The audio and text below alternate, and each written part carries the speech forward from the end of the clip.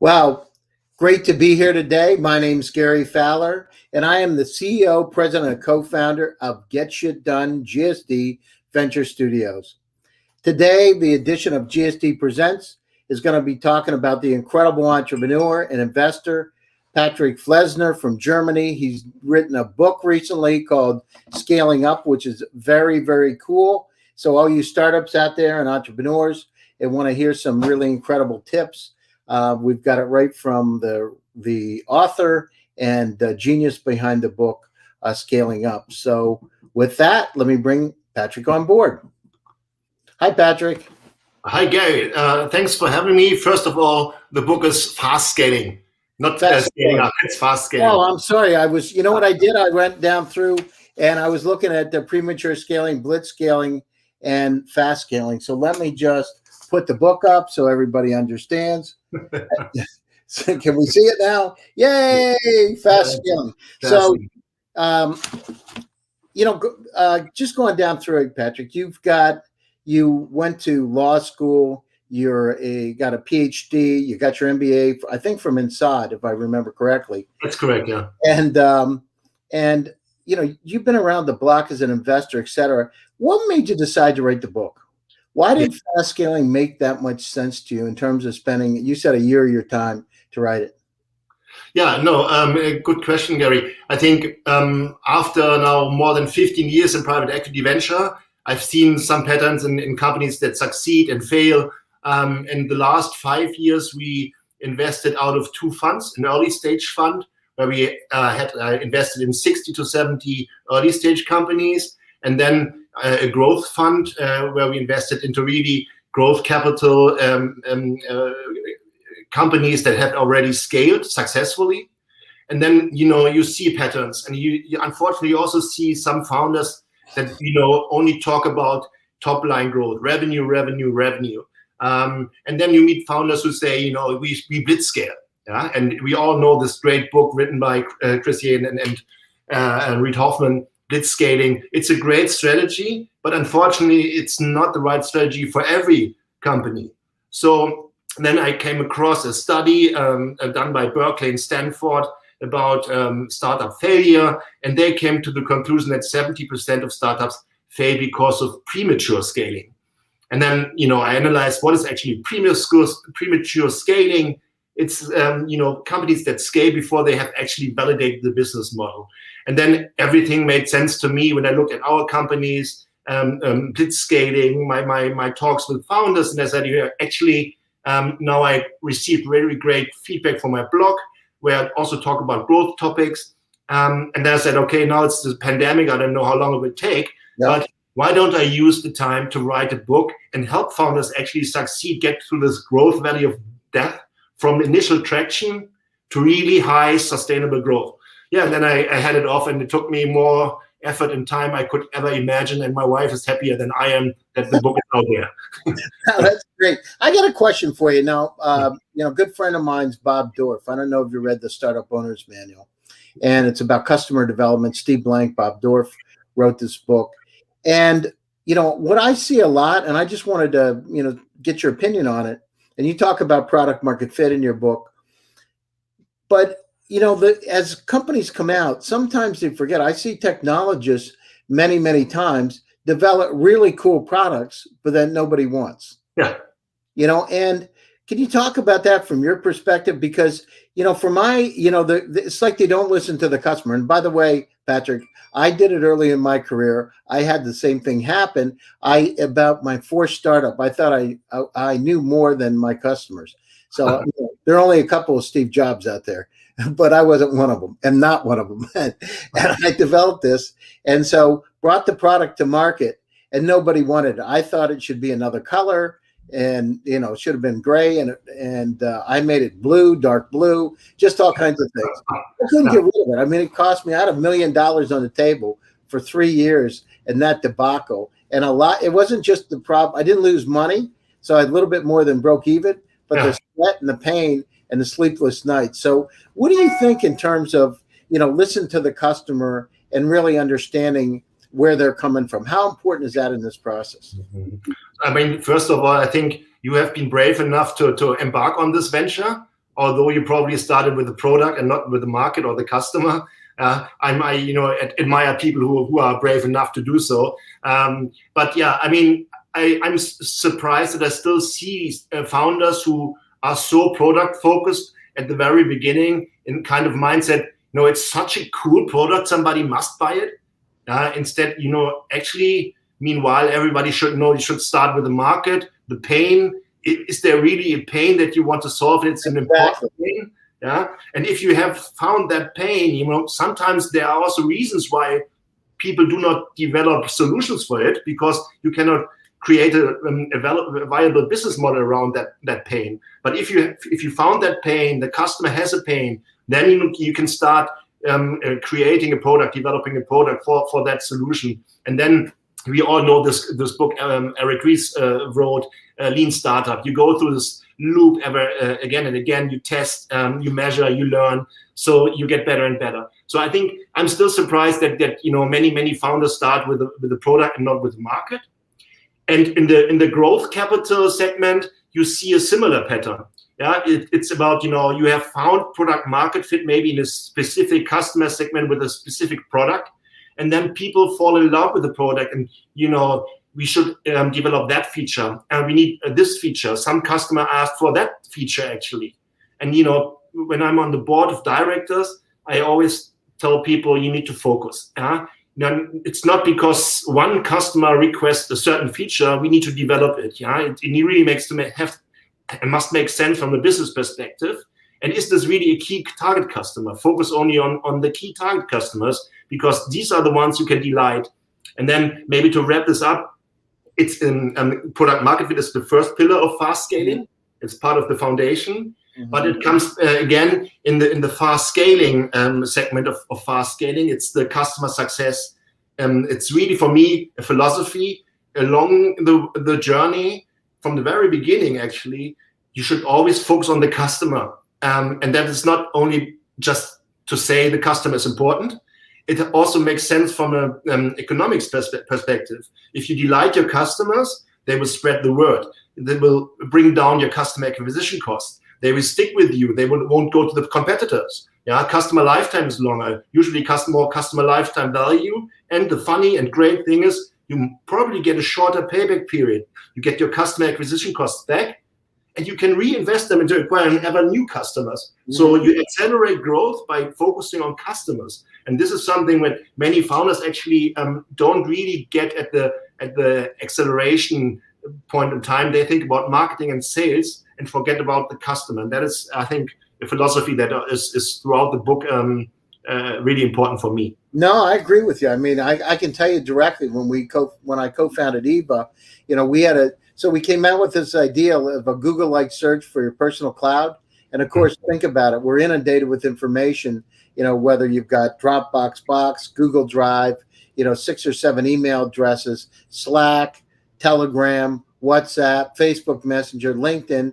I mean, we don't even know where the repositories are. Great idea. The World Wide Web in 1996 had 257,000 websites. Your personal cloud is probably 300,000 or more items today, doubling every year, the same trajectory as the web in 96. But the problem is we did it. We put it out to the market. We thought, Google-like search for the personal cloud. Well, guess what? Nobody wanted to pay money because Google gives it for free.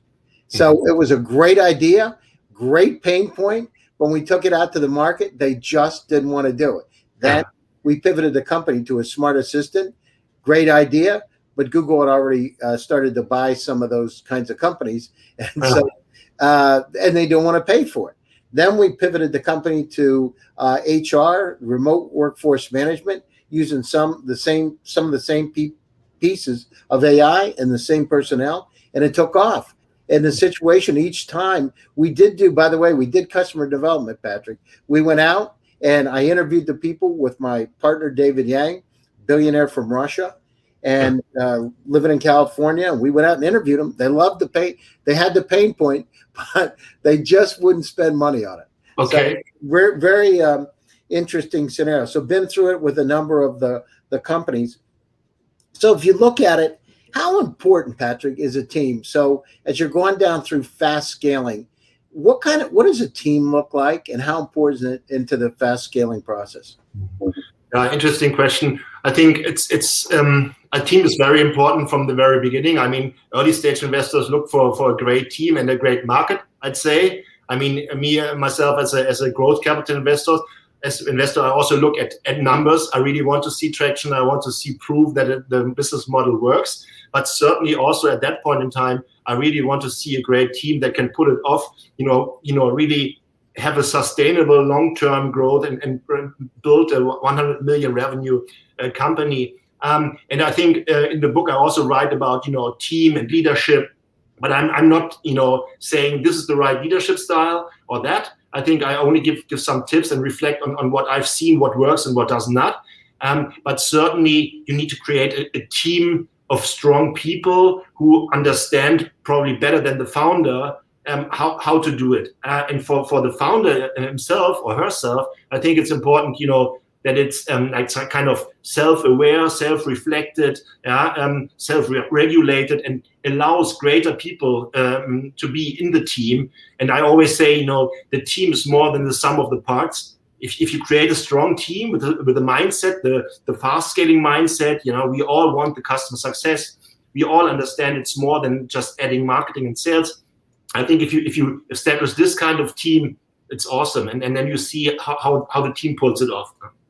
Yeah, I remember that term, Gestalt, wasn't it?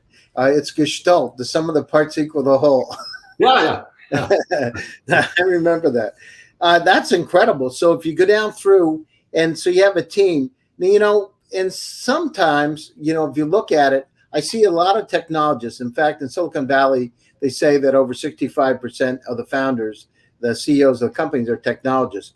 But one of the things that's very interesting is I don't see them with a lot of sales and marketing expertise. And from your perspective, how important is it to have a mixed team, to have the sales and marketing executive, maybe even the CEO of the company, to have the person that has the chief financial officer skills? How important and how many people, from your perspective, should be on a team to make it like super? So Patrick is going to invest in it, and you believe that they're a fast scaling company. What does it look like exactly? So, I mean, it all starts with someone who really understands tech. If it's either the founder or a strong CTO, I think without that, it won't work. It's really, I think it's really good if a team starts already with someone who has a tech background. Mm-hmm. I think that's really important. And then certainly, I think I personally would hire a chief people officer or chief of staff rather early, because I think growth means also, usually at least, you need to hire a lot and great people. And that takes time and also to ramp them up. So having someone in charge of people and culture, I think is also really important, and I would start rather early with it. Then the rest depends certainly on the startup. Yeah, you can have like marketing responsibility, sales, customer success. I'm a huge fan of chief revenue officer, to be honest, to have someone, on top of marketing, sales, and customer success. So really responsible for all revenue streams, ensuring that everybody runs into the same direction. And what I sometimes encounter is not like tension between product and tech, like product asking for more features, tech talking about, we first need to re-engineer our infrastructure. There's always tension, which is good to a certain extent, but you also see this between marketing and sales. Marketing is not developing or creating high quality leads, and marketing saying sales is not converting correctly, and then suddenly both turn to customer success. Actually, it's an onboarding problem here. And to avoid this kind of situation, having someone in charge of all, I think is also something that I really embrace. A chief revenue officer position, I like it a lot. Yeah? And then certainly depends a lot on the market, on the product, and the specific company.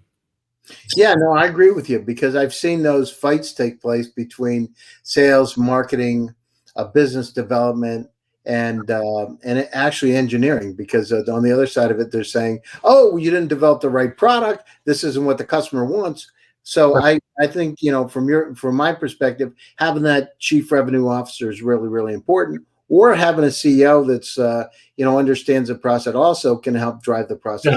because it's, you know, that you're right about it. It's like a symphony orchestra when you're developing a startup. It's Yeah. about this synchronization and moving together. So, you know, as you say, the sum of the parts equal the whole. Absolutely. What are the key signs of a company that has these, you know, from your perspective? Of course, revenue, right? If you see revenue coming in and a hyper growth, a hockey stick kind of growth, it's there. But what other kind of signs when you're looking at investing in a company, you're looking at a company as a fast scaling company, what other signs do you see? And you say, this is a button. These are the three things that are really important. And I see those taking place. This is a company I'm going to invest in. So I think a company that fast scales first ensures that there is a solid high growth foundation and there are 5 billion building blocks to it. I want to see product market fit. I want to see product channel fit. So what good is product market fit if you don't find a channel to which you can sell your products predictably and scalably? And then usually product market fit and product channel fit translate into strong unit economics. Yeah, you see high customer lifetime value, or at least a strong development, reasonably low customer acquisition cost, and a great payback period. What some founders forget is tech. It needs to be scalable. It's a pity if companies achieve all three first pillars and then fail because the technology is not scalable or stable, secure. So it's the fourth pillar. And the fifth pillar should actually be pillar 0. It should be a huge market, a large market. If the market is not large enough, you will fail. You cannot scale it. So these are the 5 building blocks. And if I look at the company, I want to see the 5 building blocks in place, and then I can help the founders actually really accelerate growth and don't or avoid mistakes that many founders make and why they fail and do not get through the growth valley of death, if you will. Yeah. So there's maybe to make it complete, 4 fast scaling building blocks. It's customer success. It's predictable revenue. So sometimes you hear founders saying, I closed a great deal with an enterprise customer, say, congratulations. When do we close the next one? I say, I don't know. That's not fast scaling. You want predictable growth. You want to do this efficiently, because if you grow efficiently, it's not only good for the founders, less dilution. It's also good for the VCs who are invested, less dilution, and slower growth. And the fourth is certainly strong leadership. You need to be a strong leader if you want to pull it off. And how important are communication skills? So, you know, when I look at technologists, so I took a couple of courses at Stanford University in speaking and presenting, and it was interesting. How important are presentation skills for startup founders in terms of being able to get the point across? On a 1 to 10 scale, what do you think? I mean, communication is really important. It's I think less about presentation or presenting stuff, but more about, you know, creating some kind of excitement about what the company is about to do, what the pain that it's solving actually. Communicating, it means showing direction and not saying I'm the CEO, which is only a title, but being a leader is more like, you know, go into this direction. It makes sense to go there. Because we will be better off if we go there, and convincing people. I think communication skills are really important. And I talk about, you know, when I talk about leadership, the self-awareness, the self-regulation, and certainly strong communication skills. And communication for me is an art. It's difficult. I think again and again, it's so difficult to communicate well. So being a great communicator, yeah, it's awesome if someone can say that. Ronald Reagan, you know, that's a long time ago. I had Guy Kawasaki on my show. We were talking about enchantment, and then I had Bill Reichert, his partner. He just came out with a book, Getting to Wow. It's really about wowing, you know, taking the facts, making incredible wow statements, getting their attention. Because if you don't do it, I mean, part of doing, you know, I've done 17 companies. They all haven't been wildly successful. They've been moderately successful, although Click Software and Eva have been really in the right place. But one of the things is like packaging it right. I mean, coming up with the right name of the company, coming up with a value proposition, simple kind of things. I know at Click Software, when I came in as senior vice president of that company, one of the things we did is we changed the name of the company. I changed it from IET to Click Software. And I know it was a simple change, but it was a big deal because people said, "Oh, I heard about this company." You couldn't have heard about the company. It wasn't that big of a company. But the simple changes like that, and then coming up with a family of products, Click Plan, Click Fix, Click Analyze, Click Schedule, all these kind of things. It was amazing how much of a difference it made because people actually said they heard about it. And it was just because Click and software are just normally used words. So what do you think? I mean, what's your opinion in terms of, making sure that you got that wow, that enchantment, as you say? How important is that? It's really important, but it's only a first step, to be honest. I have been involved in a company where the CEO came also from a consultant, strategy consultant. He was incredible in coming up with strategies and wows and oomphs and whatever term he came up with. But then the execution part. Yeah, exactly. If you can't execute, forget about it. It's like taking, what we say, Patrick? It's like taking a Ferrari. No, Porsche. You're on the phone. Or you're here in the Zoom and StreamYard. It's about taking a Porsche out of the garage, right? And taking that Porsche and putting it on the track, because if it's in the garage and you don't take it out, nobody knows what it does, and you need to put it on the track. So, as we go down through it, I agree with you 100%. It's about execution. It's about execution. Even I think, people who can execute, I think they will find a path without strategy. But the other way around, it's just always a pity. I mean, you need execution, and I think Measure What Matters is a great book in this regard. Yeah, the OKRs. I think that really help people. What is the objective? What is the key result? Bring it down to the management level, so that everybody is involved in finding the right goals and then execute on it. Get there, and I think that is also a kind of philosophy that I embrace. It's about execution, definitely. Yeah, I agree. And sales, sometimes we forget about, especially when you're dealing with technologists, how important sales and marketing are as part of the equation, and how to motivate salespeople. Because they're many times a different kind of breed. And if you want to execute right, you got to keep them incentivized and excited and enchanted and all those kind of things. So, it's you're right. It's it's a sum of the parts equal the whole. So I see it. Now, another thing. So here we are in StreamYard, right? A lot of people use Zoom. I remember 5 years ago when I was one of the early Zoom users, my friends, "Oh, why would I ever use this Zoom? I got to go out and meet the customer." Well, guess what? With COVID and, yes, we're making progress, but you still have to do business, and Zoom and the StreamYards for broadcasting help. But how important is it to be able to convey the messages? How do you use these digitally transformed technologies to be able to really get out and, fast scale? Mm-hmm. I think it helps tremendously from a hiring perspective, I guess. So if you embrace remote work, you can tap into a large pool of applicants or across the globe, and I think that enables really high growth. If you can say, okay, I want to find the best guy, lady in wherever that solves my problem, and she can be there where she currently is, doesn't have to relocate. I think this is really one of the major benefits I see in connection with the proliferation of video conferencing, for example. So that is it certainly comes also with challenges. How do you actually onboard people? Get the social impact across. So challenges there, but I see more opportunities. From an investor perspective, we also discussed whether we could now invest globally, but we came to the conclusion that if we really want to create value and work with the management teams, we want to be really close. I think max 4 hours away, so that we can really sit at the table and solve a problem. So I think the future for me is still a hybrid solution.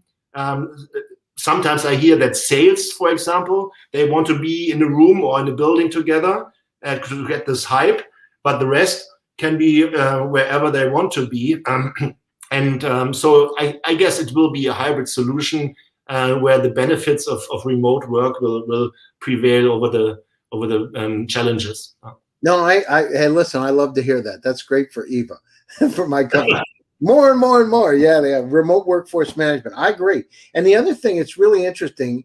We do some work in Africa, Asia, literally around the world. I see it's changed in the last year. It's a lot more open than it was a year ago. I don't know if you're feeling the same way. And also, and number two is I see investors more willing to invest without ever seeing a company.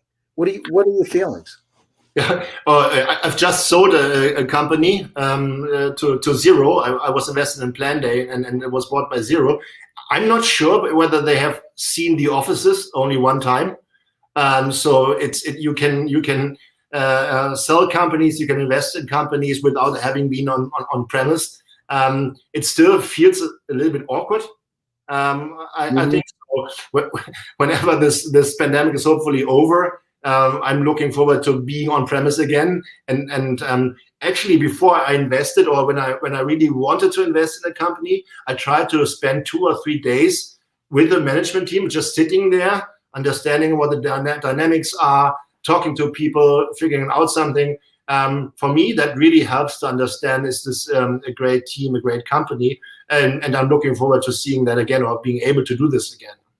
No, there is something about being close to folks. At the same time, it's interesting how we've, McKinsey said about 1.5 years, 2 years ago that 93% of the companies worldwide were talking about going through the digital transformation in the next 10 years. Well, it had to happen very quickly if you wanted to compete. So from the beginning of the pandemic, I actually have seen it with VCs and family offices go from, I'm not going to do anything, I'm going to wait till this is over, to the point where, they needed to execute, so they became more aggressive about investing. It's very, very interesting. In one, a lot of ways, the pandemic has really helped push us forward as a society and really democratized opportunities, right? As we say at GSD, intellectual capacity is evenly spread around the world, but opportunities aren't. So it's interesting to see those pulled out. But isn't it funny that people always said that's not possible, we cannot do this, it will take us ages, and suddenly everything is possible. I think that is like exactly crazy, huh? Well, I don't know about you. Here's the other thing. Coming out of this pandemic, we've been so efficient. I don't know about you. I feel like I'm highly efficient compared to, what used to happen.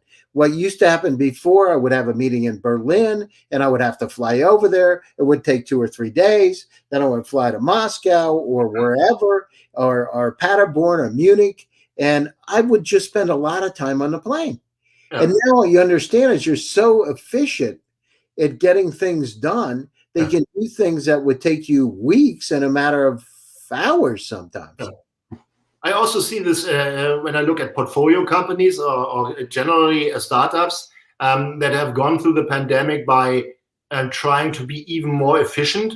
Unfortunately, laying off also employees, but surprisingly, I think the performance or of the remaining people was quite well, and now you see you can actually achieve the same with less costs. So also there, I think the pandemic forced people to be more efficient in terms of operations. I see it everywhere I look, actually.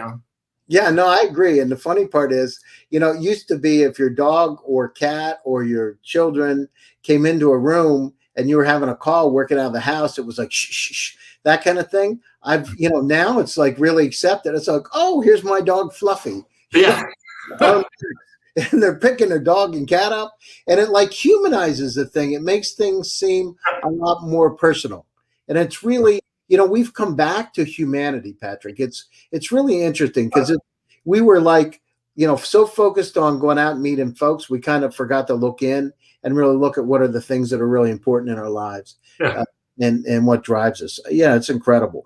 So going down through it. So as a company goes down through and fast scales, when do we go down through and get to a point that they're ready for a merger or acquisition? When does that come in? When do you think it really, it's flips and now's the time you want to take a look at selling the company? Because we can scale and scale and scale, but there's got to be an exit at some point.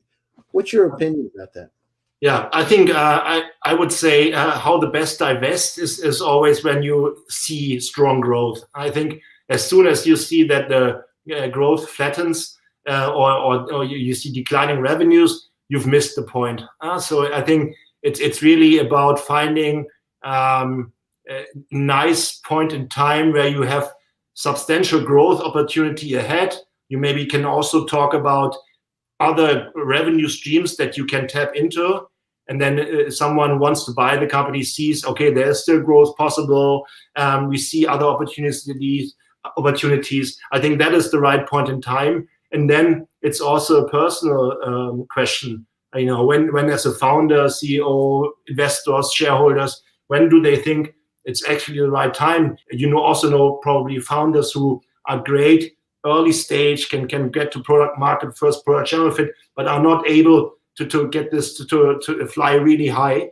That is a personal question. Can they really get into the second row and let someone else steer the car?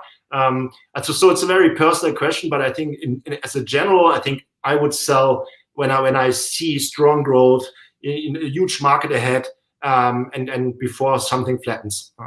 Well, but that's the trick, right? You gotta get out before it flattens. But the problem is, people sometimes wait too long in a market to be able to get out. So it's really interesting. So what's your prediction? Or Gary, or too early. Huh? Sometimes they want to get out too early because they are scared. And if I sell now, I've got something in my pocket. But as an investor, you might want to even stay longer involved and see this huge market opportunity that is then captured by the acquirer and not by you as the shareholder. I agree 100%. That's always a balance. One thing that I learned from I have a couple of friends that have been extremely successful, and I'm like the minnow compared to these whales that are billionaires. But anyhow, I'll never forget. One of them said lessons learned. Right. So one of them did one of the original mail order computer companies many years ago. Very successful even to this day. Digital advertising, et cetera. He said, Gary, what it's like to be an entrepreneur. And it was one time when I was questioned. It was about my 13th company, and I was questioning what I was doing. And he said, let me tell you what it's like. He said, do you have 25 cents? I said, yeah. Give it to me. I said, okay. He said, now I'm going to show you something. He said, I'm going to flip it in the air. And I said, okay. And he said, what is it, heads or tails? I said, heads. He said, let's look. It's heads. He said, if you wouldn't have tried, you had zero chance of success. He said, entrepreneurship, it's about trying. I'll never forget it because it was like right on point. And another lesson was, I heard this from the right-hand man of Rupert Murdoch. I had dinner with him and the brother of the founder of Google a couple of years, like 3 years ago, Carl Page. And one of the topics that came up, he talked about Straczynski had bought the Wall Street Journal for $4 billion. Anyhow, I said, what's that like? He said, I've studied 3,000 entrepreneurs. And I said, what's one thing? We had a couple of wines too, so it was a little loose. But I said, what's one thing that's a characteristic of the most successful entrepreneurs in the world? And he said, amnesia. Okay. Yeah. Said, what do you mean? He said, they never talk about the past. Yeah. He said, they don't let it hold them back. And so I've seen that with these billionaire friends. Every one of them talks about today and the future. They don't talk about, other than historically talking about the past, speaking about the past, they don't talk about it. Mm-hmm. No, that's interesting. I always say it's water under the bridge. You cannot change it anymore. Wasting energy on something that you cannot change anymore is just stupid. But I think also in private life and personal life, sometimes I encounter situations where we talk about, well, we should have, and you cannot change it anymore. Yeah, it is like it is. Maybe there are reasons for having it like it is now. Let's look ahead. But I think it's also personally or humankind difficult topic. You want to analyze and talk about something that happened. But I agree, entrepreneurship is about changing something and shaping the future. maybe learning from the past, Yeah. and then shaping the future. Yeah?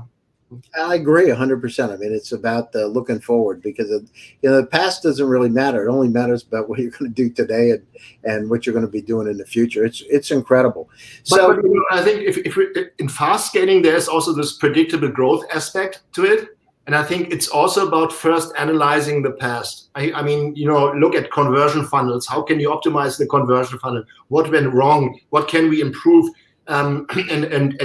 And let's say predicting or forecasting or backcasting, whatever you do, the future has also something to do with analyzing the past, because it helps you at least get to a certain sense of what the future could look like. I mean, you can still add new channels to the mix, acquire new customer segments, go into new geographies, but understanding the past, I think, is also really important in order to shape the future. That's at least. Yeah, no, I agree. In context, I was speaking more about the individual in terms of the individual, how they move forward as entrepreneurs. Yeah. I'll let if there's something, I particularly was talking about Rupert Murdoch, and he had been married to Jerry Hall, or he married Jerry Hall, had been married to some other woman before her.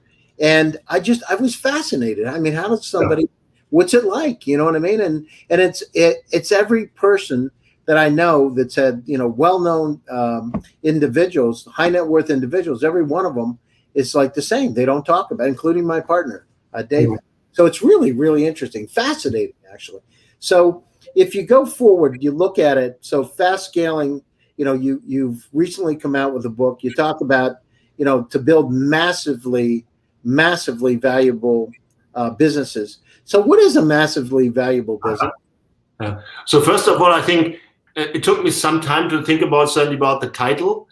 And then there's blitz scaling, and the subtitle is the lightning fast path to building massively valuable businesses. Mm-hmm. So it was kind of provocative to call it fast scaling and the smart path to building massively valuable businesses. So it's more about, showing founders a better way or a higher probability to succeed, be smart, and only blitz scale if market dynamics require you to do so. If the market doesn't require you to blitz scale, you can fast scale and you will be better off, and the chances that you succeed are actually way higher. It's more about showing the path and the 9 steps to success, rather than about what is a massively valuable business. I think for me, this is again a philosophical question. Yeah, for someone, 10 million company is massively valuable. For others, it's 100 million. For some others, it has to do with how much shareholding I have in the company at what point in time. But I think the point is, if you go through the fast scaling process, the chances are high that you can grow because you have a fundamental business model that works, that generates profitable, enables you to grow profitably. Mm-hmm. So you can grow and grow and grow and grow. Whenever you think it's the right time, you can sell it, or you can remain the shareholder, whatever you want. So it's more about the path than about what is actually massively valuable. Yeah, no, I agree. But going back to this blitz scale, I like the term, by the way. It's really interesting. Yeah. So when do you know? I mean, blitz scaling works in some circumstances, correct? Yeah. So when do you know when it's like time to turn it on? It's time to we're going to dominate this particular market. When do you know that? What are the indicators? If you said, what are the top 3 indicators that it's time to to move forward quickly and throw the money at it? Yeah, no, I think I see currently a company blitz scaling, but I think what in the book Airbnb is a nice example. They could have focused on the US market and improve their business model, their unit economics, and then expand internationally. But then the Zambas, Rocket Internet, came with a clone in Europe with a lot of funding. And if Airbnb hadn't blitz scaled, they would have lost the market. Would have been too late for them. So that was a good way or a reason to blitz scale. Then you see the e-scooter companies. I mean, have one company focus on San Francisco, and the rest is flooding the world. I mean, maybe they get San Francisco right, but it's too late for the company. No, I agree. And so, though, here's the point, Patrick. So, I look at this as really validating the company. When you see competition start to come in, is that seems to me that one of the signals that you better like pour it on or you're going to be behind. What do you think? Yeah, I mean, competition, you should always watch out for competition. And I certainly always look for market leaders. You should have an eye on them, but I think there's always competition. And if you find a great pain, come up with the first solution, there will be followers. I think competition is okay, but it's maybe a combination of market and competition. Yeah? So if the market is a winner takes it all market and you see others overtaking you, I think that is a bad sign. Yeah? So I think it's competition together with the market that tells you we either blitzscale now or it's too late. But until you get to this inflection point, no need to only look at top line growth. So what's better then, based on that logic, what is better, to be the first in a market like a MySpace or a Friendster, or to be a Facebook that comes behind? What's the better position to be in when you're coming into a new market? There's demand. What do you think? Oh, I think I'm not a believer in first mover advantage. Mm-hmm. Absolutely not. Me too, because there's a lot of education that needs to be done when you're first mover. Whether it's dealing with Gartners and Forresters of the world, research and developing the market. I agree with you. Sorry about that. Go ahead. No, absolutely interesting. So I mean, there can be some advantages to being the first mover, but is it really an advantage? It's difficult. Yeah. So I think it's not about being the first or the second. Yeah, as you say, maybe the second can already learn from the first and overtake. Yeah, I think Friendster, if I recall correctly, I also state that in the book, is like was set to be actually the Facebook, and then I think that they didn't get the technology part right. Maybe also other aspects, but I think they missed out on something, and then Facebook is now we know Facebook, and they were not the first kid on the block. So it's not about being the first; it's also about being smart, and timing is also really important, right? So your idea where you pivoted many times, I first thought maybe it was also the right timing. Yeah, maybe 3 years later, 4 years later, it would have fit. So it's also a lot about finding the right time for the solution, and then suddenly the customers develop your solution, right? And 4 years earlier they wouldn't have. Yeah, no, I agree with you. 100%. So we're coming up to the top of the hour. What word of advice would you have for startups and also startup entrepreneurs and also investors if we look over the next year? What's really important for them in order to be able to fast scale their company, to be able to dominate a market? Oh, what kind of advice I give them? I mean, read my book, read Blitzscaling, find the right growth strategy for your company. Enough. Yeah, no, I agree with you 100%. And where can they reach you? So if they want to reach out to you to speak, what's the best way to get a hold of you? Yeah, I think on LinkedIn. I'm on LinkedIn. You can find me there. On Twitter, although my Twitter, let's say, activity is still a little bit underdeveloped, maybe because I'm in Europe. But yeah, on LinkedIn and Twitter, and then yes, please reach out to me.